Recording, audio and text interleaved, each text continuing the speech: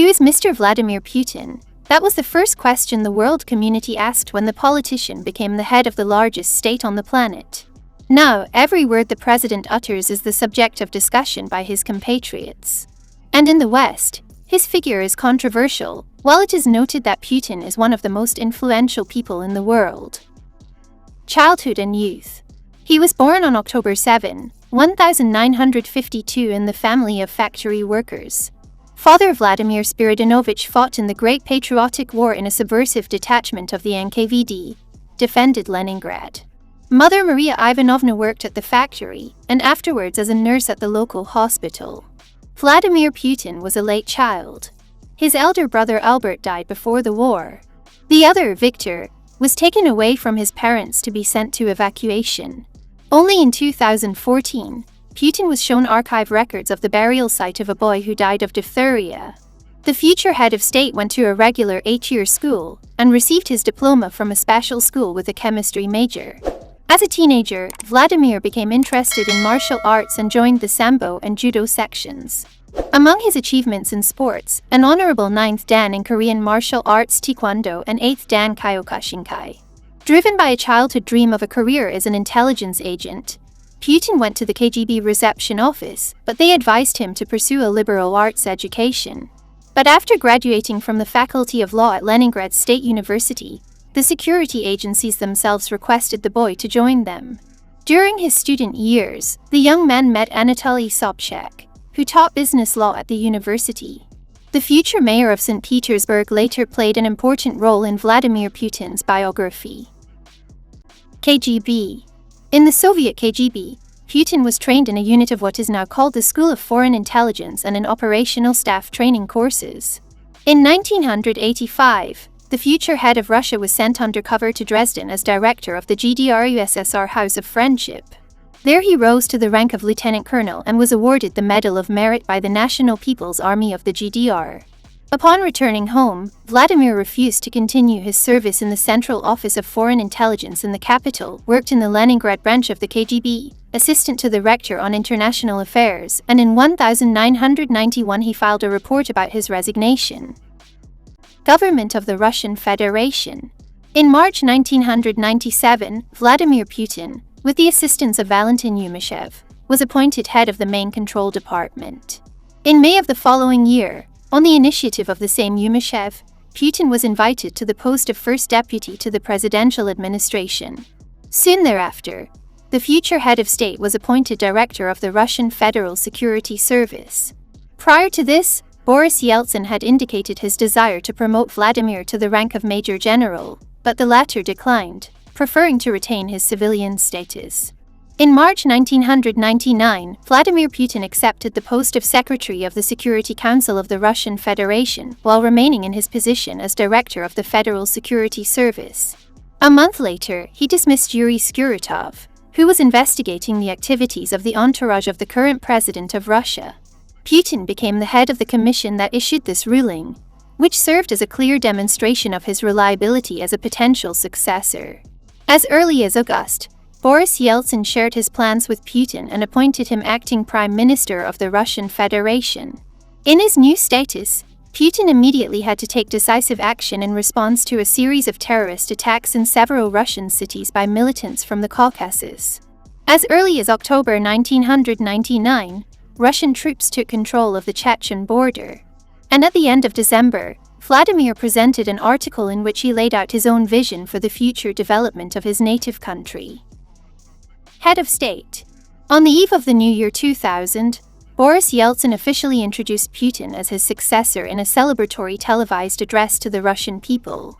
In his first months in his new capacity, against the background of the tragic events in Dagestan, Donetsk, and Volgodonsk, Vladimir appeared as a symbol of citizens' unification, hope for stability, and prospects for the future.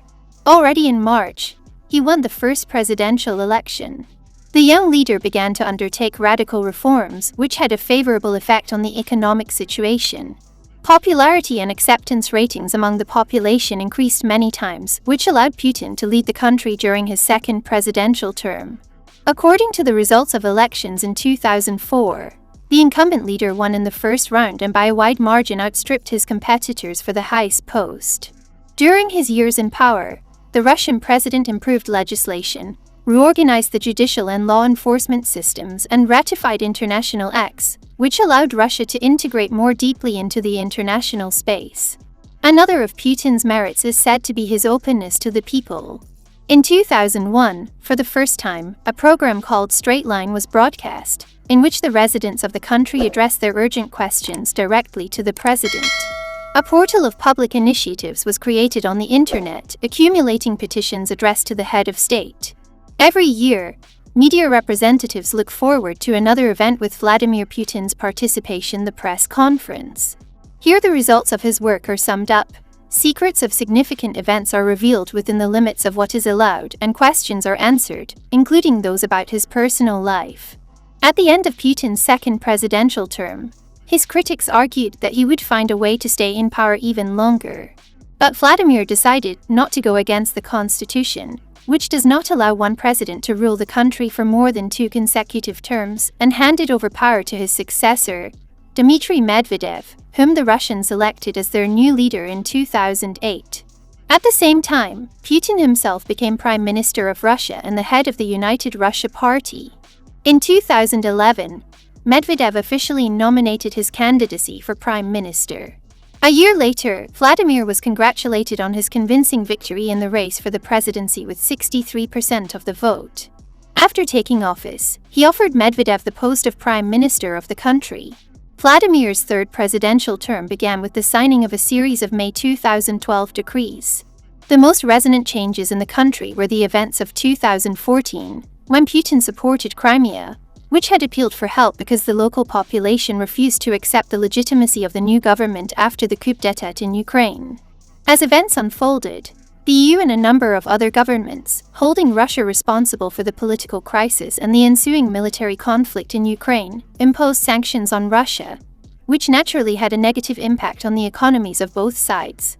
The following years were tense for the country, but 2020 and 2021 were especially difficult. In 2020, the coronavirus pandemic swept the world, and Russia faced a host of difficulties. The president had to take care of the health of the nation and develop measures to prevent the spread of COVID-19 among the population.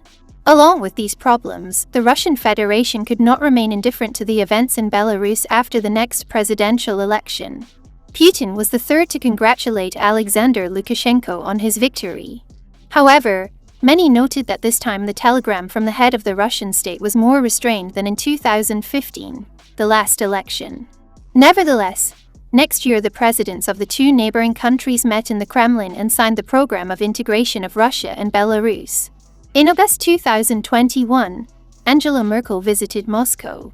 During her meeting with Putin, the German chancellor held the last talks in her status.